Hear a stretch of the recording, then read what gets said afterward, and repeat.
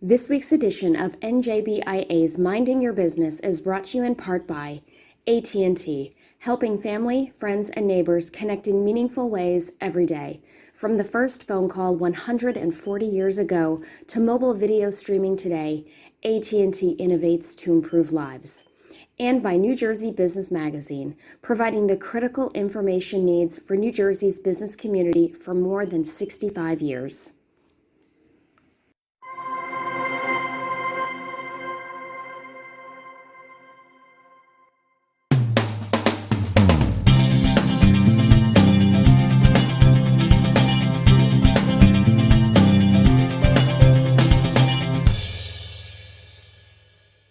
Welcome to NJBIA's Minding Your Business. I'm your host, Bob Considine. Well, there's been some movement on legislation to help small businesses during the pandemic. Here to talk about those bills and a few others is NJBIA Vice President of Government Affairs, Christopher Emigholz. Chris, thank you so much for being here today. Oh, thank you for inviting me, Bob. All right, Chris, so we're going to start small. I'm going to read this one because it's a bill that is moving through the Senate, at least. It's Bill S-234, sponsored by Senator Troy Singleton, which would ensure New Jersey businesses that receive federal assistance under the Paycheck Protection Program will not have to pay state income taxes on their loans, even if those loans are eventually forgiven. Chris, how big of a deal is this bill for small businesses? This is a very big deal, Bob, because you've had thousands of small businesses around the state that were given help by the federal government, help because they knew the pandemic's no one's fault, the government restrictions on capacity and limits is not anybody's fault, and these businesses are struggling. Right. The government knows that. The federal government gave billions of dollars to New Jersey, and the federal government then clarified that it's not taxable federally, and for the state to turn around and try to tax that, not saying that they've announced that they will, right, but this bill by Senator Singleton and Assembly Majority Leader Greenwald in the Assembly, which hasn't moved yet, this bill clarifies that it's not going to be taxable. The other important thing that it does is the tax benefits or the tax liabilities of this come from, one, whether it's a tax liability or not. Two, is the money that you're using to pay payroll, which is what the payroll protection program federal government was supposed to do, is that money a business expense that you can deduct like other business expenses, or is it separate? And I think we need some clarification to say it is a business expense. The federal government did that back in December, saying it's not taxable and it is a business expense that you can deduct. Right. Our state has not formally said that yet. So this bill is hoping to clarify what we hope would have happened anyway, but just making sure, because the feds said you should use all of this money to keep as many people on payroll as possible. And if the state or the feds actually try to tax that, it would counteract the very thing they were trying to do in the first place, which is help businesses instead of actually pulling the money back. Yeah, it would seem to defeat the purpose a little bit. Completely defeat the purpose. What is the appetite, your sense of the appetite with the legislature on this? I think you said it passed the Senate, correct? So this bill has passed the Senate. Right. It has not moved in the Assembly, but we're confident. The Assembly Majority Leader, Louis Greenwald, sponsors the bill. Hopefully that's a good sign. We'd like to see it move. We're asking to see it move, and hopefully that happens soon. I think the broader legislative appetite, obviously it passed the Senate without any opposition. Right. But even Assembly and Senate, I think in a way it's funny, and it's good or bad, but I think they feel bad for us. We have among the highest unemployment rates in the nation. We have about a third of businesses, small businesses that were open in January of 2020 a year ago are closed today. And that's a third. That's ridiculous. The amount of people that have been on unemployment, the amount of small business owners that are not having any income come in, and we need anything we can do to support our businesses. Right. So along those lines, there's another bill, as I mentioned at the outset. This is called S-3305, sponsored by Senator Bob Smith, which would allow business to take a tax credit for COVID-19 related health safety improvements made in non-residential buildings in order to reduce the spread of the virus. Chris, what kind of safety enhancements are we talking about for this bill to apply to? So if businesses have installed plexiglass, which if anybody's gone out to eat or been in a takeout place, you've seen more plexiglass and plastic around. If a building is installed like a touchless entry so that you get rid of those high touch areas that could possibly spread disease, any improvements like that are now going to be eligible to get you a tax credit and to save on your tax liabilities. It's encouraging businesses that might not have done this yet, and it's also reimbursing the businesses that have did the right thing with their own money right away, and now the state's basically saying, hey, we're going to help you out because you did the right thing. It's going to help them out financially, and it's also helping make businesses more able and better prepared for dealing with this pandemic and any future health issues that come. I'm thinking this is one that's going to help a lot of businesses, maybe a little. Yeah, I think that's a good way to explain it. It's more wide than deep, I Yes. guess. Okay. I know you'd recommended an amendment to this bill that the credit be available to corporate business taxpayers. Is that part of it right Yes. now? No, it's an excellent point, Bob. Thank you. We were very happy that Senator Smith and the Senate staff worked with us, that originally the bill was constructed just to help pass-through entities that pay their business taxes through the income tax. Right. And I think the majority of companies and restaurants and developers and realty firms that probably do this kind of thing are covered by the income tax. But there are some corporations out there that might have done the same thing, and we wouldn't want to see them excluded. So Right. we were able to get CBT payers included in this bill. So it's a little more wide-ranging, as you said. I want to turn to a bill that's a little bit more immediate in its impact. It's Bill S3093. This bill directs the governor to implement county-based plans for safely reopening businesses instead of the statewide one-size-fits-all executive order that's been used since the COVID-19 pandemic hit New Jersey last March.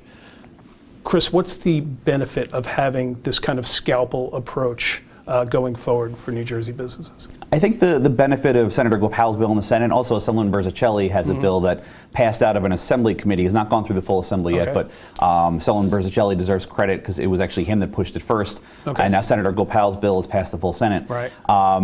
It's twofold. Number one, as you said, the scalpel approach. There are areas in the state that are hit harder than others. It's just natural. That was the way it was back in the spring when COVID first hit us. It still is happening now. If there are ways that you can have extra safety and health precautions in one place, but then loosen them in someplace else that might be an hour, 2 hours away, then we should do that, because we want to get businesses and jobs going in places of the state where there's no reason to hold them back. And then if we need to be extra cautious in other places of the state, we should be. Right now with the one-size-fits-all, you could argue the one-size-fits-all hurts the economy and hurts our health safeguards that we put in place, because you're not able to deal with the health effects on a scalpel basis or the economic effects. So I think number one, there's going to be businesses that get benefit, and there's going to be greater health safeguards put in place. The second part that I think is also important and sometimes gets forgotten about with this reopening, because we're talking about reopening, is it adds some transparency. Every business could start to see, you know what, numbers are going up per what this legislation says, and if numbers hit a certain threshold, then I'm going to have to actually pull back my business. If the numbers are going down, hits a certain threshold, then I can open. And if you remember last summer, that July 4th incident where the governor told people to open and then pulled it back at the last minute, and there were many stories of business owners that invested in their own business to reopen, and then all of a sudden that money was for waste. And I think what this does is businesses need the plan. Businesses need greater predictability, greater certainty. And if they have in statute, okay, I'm going to be in this tier because right now my county's got a lot of COVID going on, or I'm in this tier because right now my county's doing a lot better than others, I can start to predict and plan for what my business should be doing to respond, either to be extra cautious or to actually open a little bit more and start creating more jobs, creating more revenue that'll eventually get to the state and make more tax revenue. Got it. And this kind of approach is actually taking place in other states, isn't it? Yes. I would say New York and Pennsylvania, which are the two states we like to look to, our neighbors. Both of them have had more of a regional county approach. Right. It's also interesting, a lot of the states around us that have engaged in a regional county approach, also states that have had a higher capacity percentage than us. We have 25%. Been stuck at that for a little bit. The governor, thankfully, just announced going to 35%. But other states have had this regional approach, have had higher percentages, and their COVID numbers aren't any bit worse than us. In some ways, their COVID numbers are better than us, but yet they've had this little more flexibility, a little more pro-business approach. So do you think if this bill should get to the governor's desk, you mentioned the increase to 35% recently announced. I believe there'll be another bill signing on regarding expansion of outdoor activity. Do you think that this bill, if it gets to his desk, will actually get signed? We don't know. We can never assume anything. And we hope it is. We will lobby and advocate to make sure it is. The governor has said that he sees a benefit from a statewide approach, New Jersey being a small state. I would respectfully disagree with that because, yes, it's a small state, but even if California were to do a regional approach, there's going to be some place where Central California and Northern California and Southern California, there's a border, there's a county border, everybody's got county borders, there's going to be businesses that are on one side of the border, the other side of the border, and if there's an open bar here and a closed bar here, is that going to drive foot traffic? Is that going to drive any issues? Potentially, and I think this is what the governors seem worried about, maybe, but there's been little evidence of that in other states, and I think the economic benefits and also the public health benefits of, again, that scalpel approach to we're going to crack down where health is a problem and we're going to loosen up where health actually is doing well. Yeah, I'm also thinking about, even in Pennsylvania, we're pretty close neighbors to them at some point. You look at Lambertville, New Hope.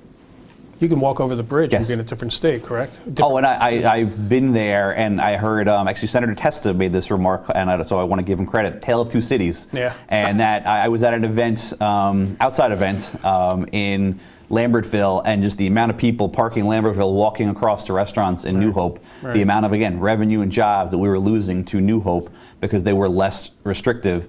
And again, I have not seen evidence that New Hope had rampant COVID and New Jersey did not. Right, all right. So I'd be remiss if I didn't spend our last few minutes talking about the New Jersey Economic Recovery Act of 2020, which was recently signed by Governor Murphy. Chris, you worked really hard on this with the legislature. What's your overall take on this?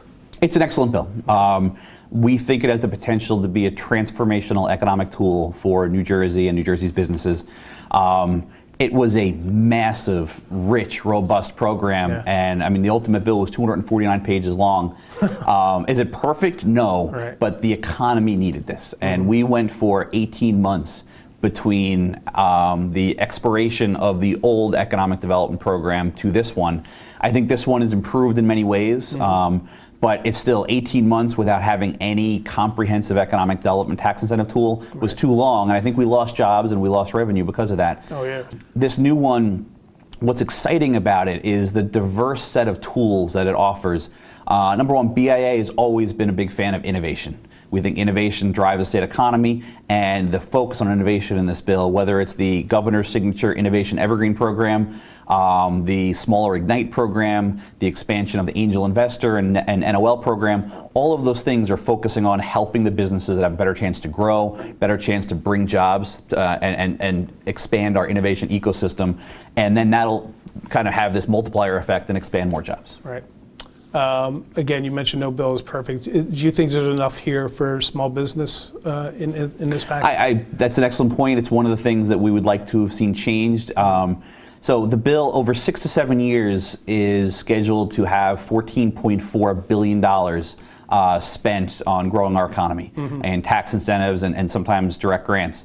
One of the direct grant programs is a $50 million program for Main Street small businesses. Well, we're happy to see that there, and previous EDA programs, tax incentive programs didn't focus as much on small business. I think $50 million, which is probably approximately 0.3-0.4% of the $14.4 billion, it's a drop in the bucket when we know that those are the guys that are hurting. Those are the guys that need the most help. So I think there is more of an emphasis on small business in this program, but it's not enough. And we're hearing that the legislature is interested in adding to that. We're hearing that a bill may be introduced at any moment to work on that. That's a good thing.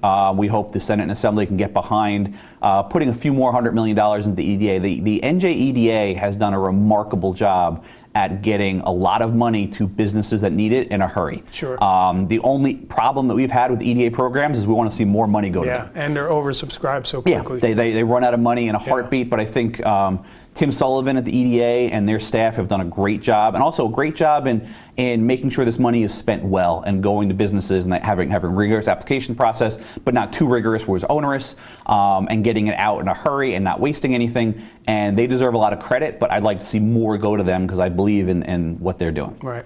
Well, Chris, thank you so much for that information. If you want to read more for our viewers, if you want to read more on the tax incentive program, you can go on our website at njbia.org/resources/fast facts for everything you want to know about the New Jersey Economic Recovery Act. Chris Emigholz, thank you so much for being here.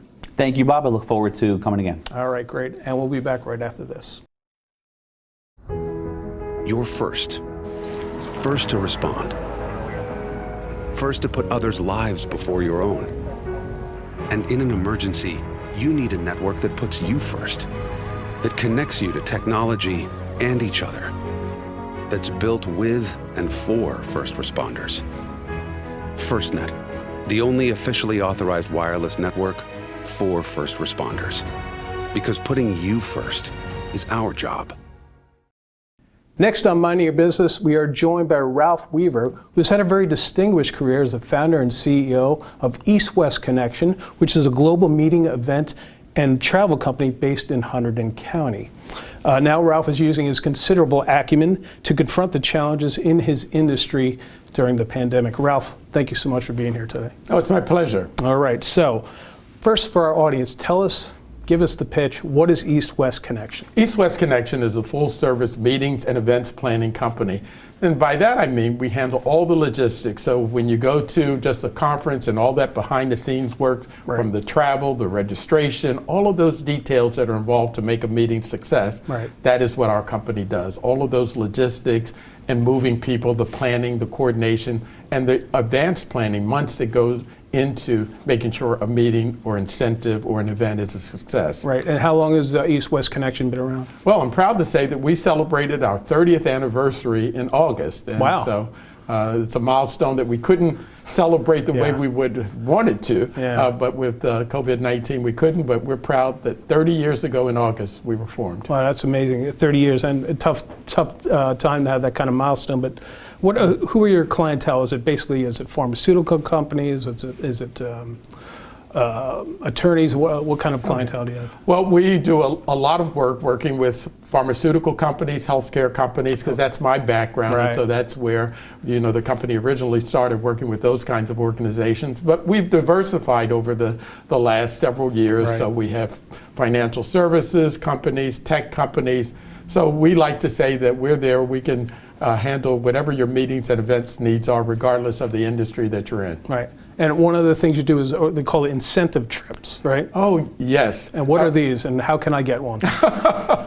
Well, we're known for creating those special moments, those trips of a lifetime for, say it's a sales professional that has reached a certain milestone within his or her company. We find a destination and create a beautiful experience for someone along with their guests. And again, we like to say trip of a lifetime, that it could be to a location around the world or throughout the United States. But those are popular as a way to reward and motivate people. So let's go back pre-pandemic. The companies that take advantage of what you do and what you offer, what do they get out of it? Why is it important for them to have these meetings? Well, in this age of everyone doing Zoom meetings, and I participate in probably 3 or 4 a day, there is something about a live engagement, meeting face-to-face with someone for networking opportunities, to motivate people, to learn more about your industry, and just for people to network.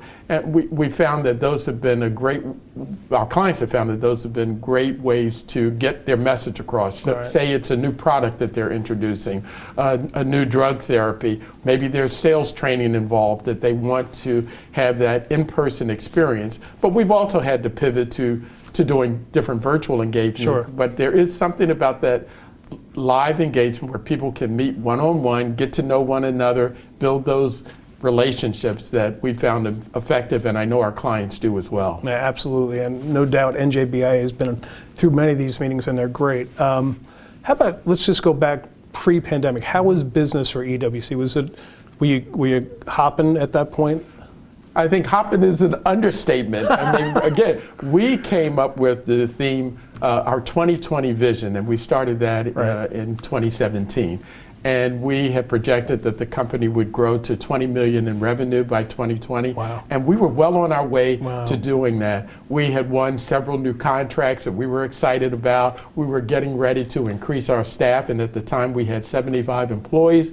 And we were saying, okay, for these new pieces of business that we had received, we were going to have to add additional 10 people. We had the letters already, offer letters ready to go out, and then the pandemic happened, and that just changed everything. But we were on course to really have a banner year at East-West Connection. It's just amazing. So when the pandemic hits, what are the impacts? What can you tell me? What's happened over the past year for you guys? Well, when you think that with 75 employees, and I've been a very engaged and active CEO of the organization, until you know people. And then when you're impacted like we have been with the pandemic, it impacts people's lives, because I used to say I'm responsible for 75 mortgages, the mortgages and the livelihood of my employees. Sure. And then when you have to make difficult decisions and you know people, you know individuals that they're getting ready to send someone off to college, so they're dealing with tuition or elder care issues. You know people. And so the difficult thing for me as CEO was to say, I now have to deliver some difficult messages that are going to change the lives of people.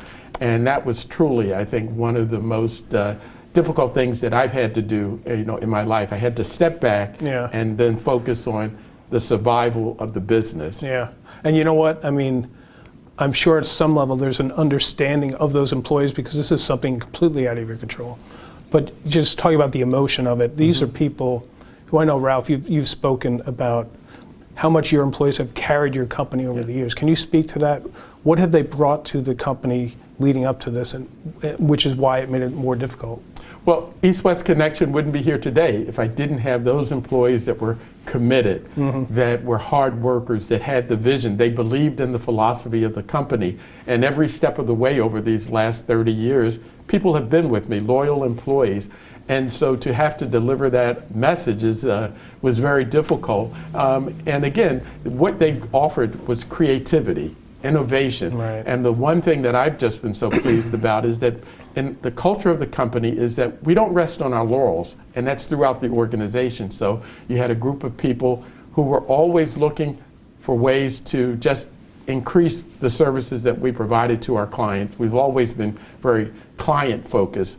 So I can't be at all places at all times. Right. As we've grown as a company, we have those people that I like to say have been ambassadors for EWC that really appreciate and understand the culture, and they do everything in their power to make sure that the company is taken to that next level. And I could not do it without them. Right. Were you able to accommodate them in any ways? I mean, what number did you go from 75 down to what, if you don't We mind? went to 32. 32, yeah. And so it was, what we tried to do is have personal conversations in terms of how we deliver the message. It just wasn't an email, okay, your job has been, you're furloughed or your job no longer exists. So we tried to personalize it and deliver a difficult message so that people could understand it. But also for when we had to cut back in terms of salaries for people, and people were very gracious in accepting 10 or 15% salary reduction. But what we did was to say, we realize that your expenses, your overhead is still the same.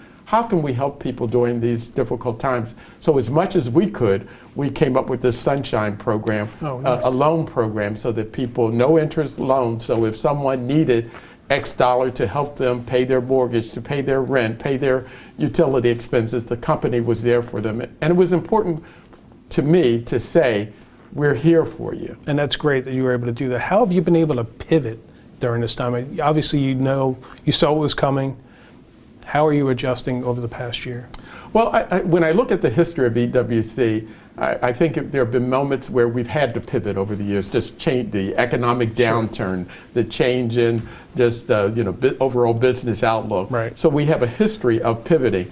And one of the things that we did was looking at business partners that we could work with that could expand, say, our technology, our capabilities there, that we could then bring to our clients. And we started changing the mindset of, okay, how can we be a more solution-driven company?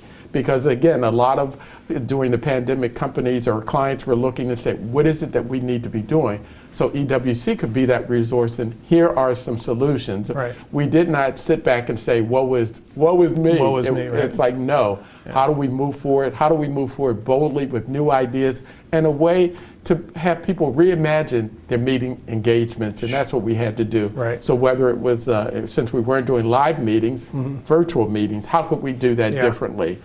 Yeah, I mean, everybody's trying to do that, but I'm sure there's a way they can always be done better. Yes, we had an experience where I think often people think, okay, well, we're just going to do a Zoom meeting and try a meeting, and it's as simple as that. But Can you have somebody sitting in front of their computer screen for 4 hours without a break? How do you make it interesting? Right. How do you make it stimulate? So those were some of the things that we did, some of the introductions that we did. And then we even started a program called the Joy Connection, Journey to Well-Balanced Living. Right. And that was a virtual program free of charge to people where we said, during this moment of time, how can we have hope? Yeah. How can we maintain a vision, a sense of what you can do for yourself to keep your mind and your body strong? Yeah. And so that was virtual, and that was something that we hadn't done before. I saw that. It was on one of your social media pages, and it was great. So we're still not through this year. Things are a little bit more optimistic for 2021. What kind of help are you going to need to get you through the other side on this? And I'm glad you asked that question because, and I speak for East-West Connection as well as other small businesses. We need help because the fact, and I'm proud to say that EWC is still standing strong after this past year. And when you look at the fact that revenue decreased by 70%, that is just staggering. And how we go on, with that. So whether it's through, government programs like the extension of PPP, phase 2 of that, the grants that the state has offered, and EWC, I'm proud to say that we were able to take advantage of some of those programs because they provided a lifeline. And like other small businesses, we need a lifeline right now. Right. Because I don't care how well financed you are, when you look at some of the challenges that we're facing today, it's insurmountable. Yeah. So how do you help organizations move to the next step and till they can get their footing back? And that's what I think is needed today. Yeah. And understanding. So if your clients are major organizations, that they can understand what it's like for a small business, what they're going through. And it's more than just the numbers, but how do you say we're committed to that company because they've been a solid business partner for us? Absolutely. How can you work with us and help them through this difficult time? When you talk to your clientele, do you get a sense that they miss the real interaction? Oh, most definitely. Yeah. I hear from so many clients that we can't wait to travel again or to attend a meeting again. I can't take another, virtual meeting. I'm really looking for something else. So I truly believe when it happens and we can do it safely, because that is the number one priority, to make sure that everyone is safe. How can we come back and bring people together again?